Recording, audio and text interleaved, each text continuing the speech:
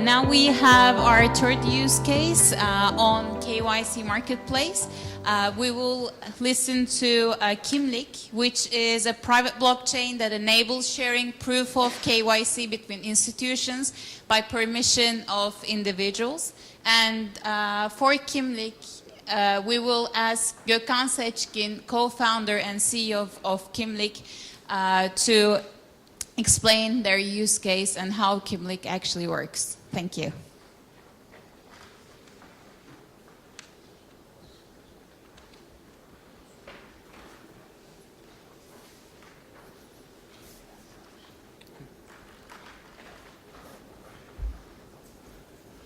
Hello, my name is Gökhan, and I'm the co-founder and CEO of Kimlik. This is the anniversary of the launch of our project that we started development. It was last year, beginning of September, and we attended the same event also last year.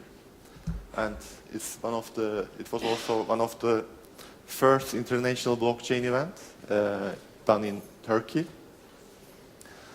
I want to ask firstly, by the way, we are waiting for the presentation to be loaded. Who has heard before Kimlik? Can you raise your hand? So about 40%, I guess. And who has listened to our pitch before? About maybe 20 people. Okay, that's good. So I'm basically famous then. So we have pivoted a lot since we started. We have started to focus with banks. Then we decided that banks are too boring. So we pivoted to a more appropriate space for us. Of course, I'm joking, because one reason is that to be able to use a blockchain product, banks need to buy token. So this is something very not straightforward for them, and some markets even not still fully compliant. And since we do a blockchain project, and it runs using our native token called Kimlik token, Kim token. I will tell you more details a little bit later. So that's why our tagline is instant onboarding to crypto. And we are creating an identity verification and KYC marketplace on blockchain. So this is not a very straightforward way to tell it, but this train brings you to different crypto platforms. So our mission is to make onboarding to crypto, which means crypto exchanges, ICOs, STOs, dApps, all blockchain-related projects, more easy by eliminating the frictions on Know Your Customer process. And identity verification is the first step of Know Your Customer. And the rest is more about background checks related to that user, which needs to be done. And we are also aiming to bring more security to end-user accounts by enabling higher security standards with cooperation with FIDO2 members. FIDO is the most advanced passwordless authentication protocol, and we are adopting FIDO2 at the moment. And our vision is to serve in 5 years 20% of all crypto onboarding market. So what have we done since last year? We started with just 4 team members. Then we attended one event competition and got the first place.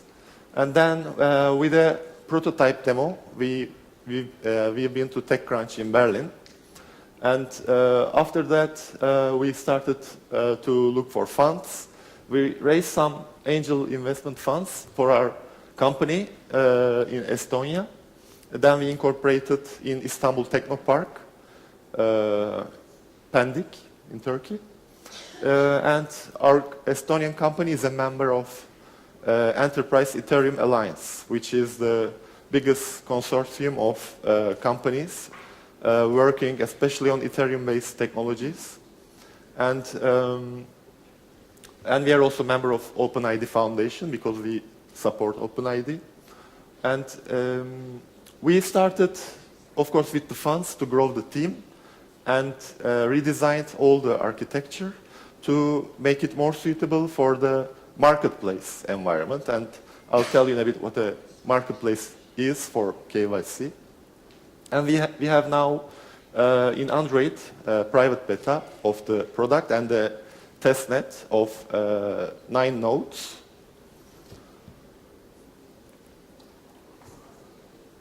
So everyone, almost everyone has a smartphone, sometimes even 2. I have a 2-year-old daughter who wants to share my phone when I'm at home. That's not good, I know, but what I mean is smartphones are penetrating everywhere. We know that. In every event, someone pitches about mobile identity market, but this is different. This is about the identity aspect of the mobile market, and it's about identifying the user using mobile technology, and it's going to be $34 billion industry by 2022. And related to what we do, the market called identity verification as a service, which means there are identity verification technology companies who have face recognition, document recognition technology, and we are not one of them. We are not developing ID verification technology, but we are creating the marketplace to enable ID verification providers to transact with businesses, which are mainly, as I told before, will be crypto exchanges. And this market is already 10 billion, was $10 billion last year, and it's growing fast. And within this market, of course, we are focusing on the crypto vertical. So what are the problems of users and platforms in crypto market? So firstly, onboarding is a friction, and you lose time, and there are inefficiencies in onboarding. Some crypto exchanges eliminate this by removing KYC until withdrawal, but to be able to withdraw, you need to do KYC. And it's mainly done with remote identification. So what it is that you need to, the worst case, which is not a good way of doing it, you need to upload your picture, selfie, and your passport picture yourself to the website, which is not a good practice, and even it's not compliant in many jurisdictions. And second one is that it's been done by ID verification providers like Jumio, Fido, Verif, Trulio, and a couple of others. And it costs, so it's between $3 to $10, depending on the details of the KYC process. It's been done. And some of it is third-party technology cost. Some of it, and sometimes most of it, is the internal staff expenses. So you need to have a team for compliance just for this onboarding. And of course, it's time-consuming. It's a process. So how we solve it, basically, just high level, we are creating the marketplace. So ID verification providers will be integrated with Kimlik API, and we started and completed one verification provider integration. And our goal is to integrate at least 10 providers in the next year. And these providers will be able to serve the crypto exchange with just single integration. So what are the benefits? When you want to work with a KYC identity verification provider, they ask you for commitments, and the price is becoming lower if you commit more volumes. And now you will be able to benefit from the network effect. So all crypto exchanges will have one big volume, and they will have the best price with integrating with Kimlik. And secondly, since we will not ask for any commitment to any vendor, crypto exchange will be able to switch providers more easily. And I think the most important USP of the product is if you have been identified once on a platform, you will be able to prove your identity and KYC to another platform. And so that you will not need to go through all this process again. So that's the way it enables instant onboarding, because basically you will not need to do KYC again for, of course, not forever, for a long time, as long as the business allows. And the revolutionary token economics we designed with experts in cryptology and token economics from University College London, blockchain labs. And what it does is basically creates an economy between businesses, which is possible to decrease KYC cost 100%, to eliminate it. And I will tell how it may be possible. And we have advisory board just related to this solution, which are very expert in their field of identity and security. Ruli is a voluntary advisory for the project. He is the founder of Gigia, which has more than 1 billion user identities. So this project is totally a different structure, but he knows very good how to serve in the customer internet access management market. And he sold his company to SAP last year for $300 million. And one of the biggest identity companies, Pink Identities, business development, former business development, Andrew Hindle, and advises us how to market this service. And we have W3C, Web of Trust, Credential Working Groups, Joe Andrew, and again UCL, the advisor to European Commission Parliament, Marcello Azzori. From Beyond Trust, Brian Chappell, who is expert on privileged access management, which are about securing employee accounts. And from Government Business Association, Sally Eves. So there are more advisors, but they were the most related for this problem. So what is the second problem I referred in the beginning? It is that you are afraid that your crypto exchange accounts will be hacked. So what is the standard practice? Any exchange now should and already use two-factor authentication. And you think and you believe it's a secure authentication, but it's actually not. Firstly, some exchanges use SMS one-time passwords for second factor, which is very bad practice and not advised to do so, because this SMS can be forwarded to hacker, and they can access your account. Second one most of us use is Google Authenticator. For phishing attacks that you click to an email and go to a fake exchange account, you can enter your password there and you can enter your two-factor authentication credentials there. So they can steal your session. You think you're on board logging or authenticating to crypto exchange, but actually the hackers have the control of your account.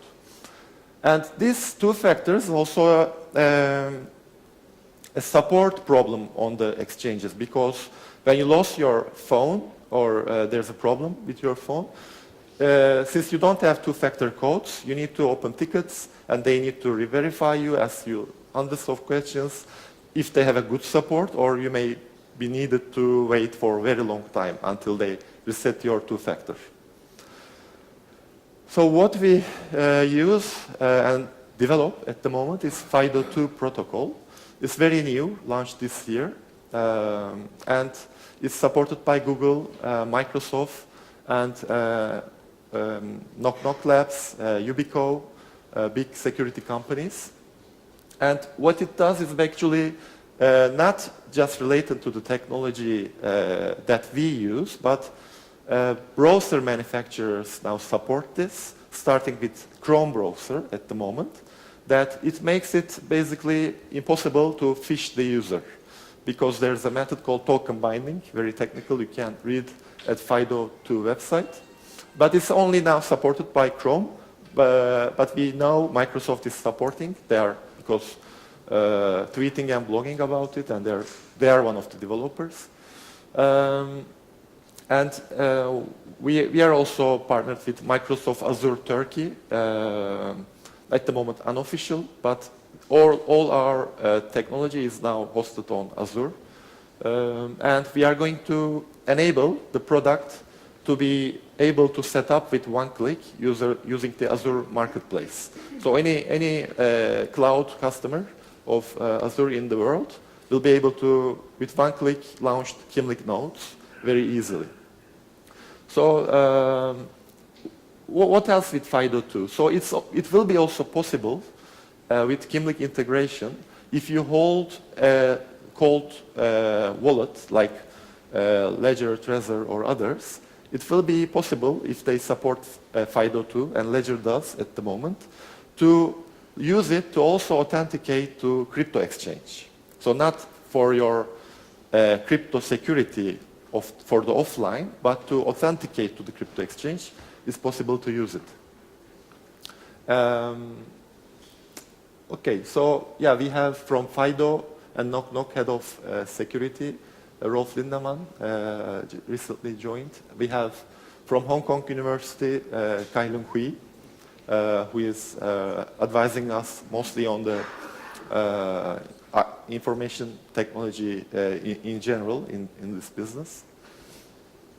And what we use, the technology we use is the Enterprise Ethereum Alliance technology developed by JP Morgan and also contributed by Amis Technologies from Taiwan. And it's a private blockchain, but it's compliant with Ethereum, and it has also ERC20 standard. And the main benefits that users now need to wait for transaction times in Ethereum and pay gas fee because no one else will for you. But on Quorum blockchain, settlement is very fast, and also there's no gas fee. And most importantly, you can have private transactions, which mean your onboarding to a business can be a private transaction that can be validated by other businesses, but they will not see the content of your information. And the consensus used there is IBFT. As I told, it's an ERC20 compatible blockchain. So what we care is, with our architecture, is the privacy of the user. That's why we use Quorum.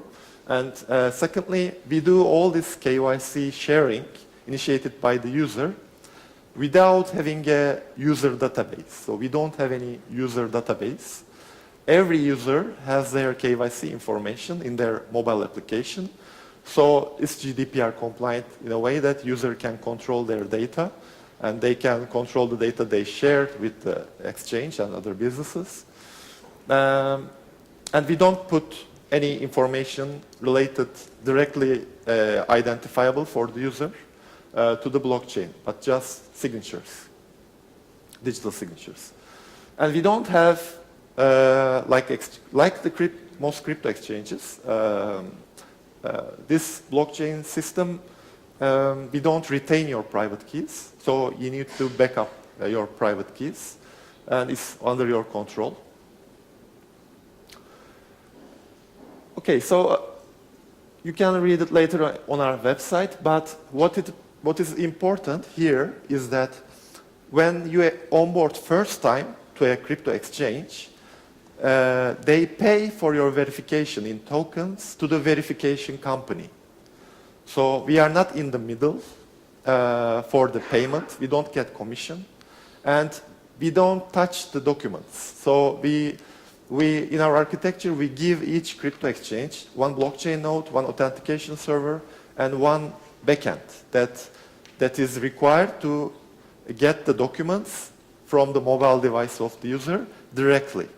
So compared to our competitors, like Civic, we don't have a centralized authentication and we don't have a centralized document API.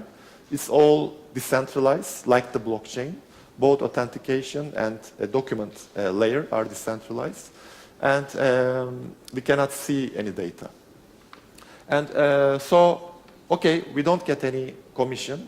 So which means that the ID verification provider gets the best payment without any cuts. But how do we make money and what are the benefits to participate to all other businesses? So this is illegible, I think. But when you onboard at Exchange A and they pay for your KYC, then you go to Exchange B, you don't need to do KYC, but still they need to pay an amount to access your verification. Now we get percentage of commission there because basically it's utilizing the blockchain. There's no fresh new verification, but still we pay some percentage to the verification company. So it becomes a recurring revenue for verification providers if they participate to Kimlik. So without doing further verification, each time user onboards different businesses, they get 20% commission. And how we decrease KYC cost is here. So the initial exchange, Exchange A, who paid for your verification, gets 20% of the payment when you onboard the Exchange B. So if the user exchange onboards a couple of times to other platforms, each time the exchange gets 20%. So that's the way in life cycle of the user, they can decrease their KYC costs with each different onboarding. And to make the KIM token more valuable, we have some token burning mechanism transactionally. So each time user onboards an entity, some portion of the payment tokens are burned. And the third use case is that when you have, as the user, Kimlik token, and by the way, I forgot to mention, users earn KIM token each time they onboard to a business. So every transaction, when you give your KYC information to the exchange, crypto exchange, with the payment you get some percentage rewards. And what will you do with this Kimlik token rewards? How do you use it? So some of you participated in ICOs. So there's a process called wallet whitelisting. So we use KIM token to whitelist your Ethereum wallet. So you use KIM token to send a unique contract, your KIM token, and it's used to prove that you are the owner of the wallet. And of course, this also is important for risk-related businesses like insurance. So this way, you can bind your identity to a wallet address. So it's possible that you prove later you are the owner, even you lose the private keys later. Yeah, and this is our team. So at the moment, we have 2 offices, and most of the technical team is in Ukraine. Our CTO is from Ukraine, and these are the team members. And yes, this is the end of my presentation. Now we are in private sale with a little bit big ticket numbers. If you want to get information about the private sale, you can email and contact these email addresses and persons. Thank you very much.